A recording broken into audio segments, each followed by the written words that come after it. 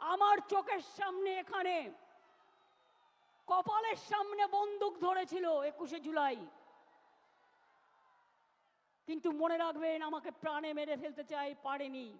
তার কারণ কেউ কেউ সেদিন আমাকে বাঁচিয়ে দিয়েছিল। হাজরার মোড়ে আমার মাথায় ডান্ডা মেরে আমার ব্রেন অপারেশন হয়েছিল, আমার মাথায় 46টা স্টিচ হয়েছিল, আমার দুটো হাত ভেঙে দিয়েছিল, কোমরে আমায় চোট করে দিয়েছিল।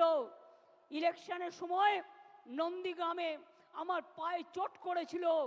গান মনে রাখবেন, গার্ডেন নিচে একজন বোনকে বাঁচাতে গিয়ে বিমানদা আমার সাথে ছিলেন, আমার গাড়ি ভাঙচুর করে সেই কাজ আমার চোখের মধ্যে ঢুকিয়ে দিয়েছিল।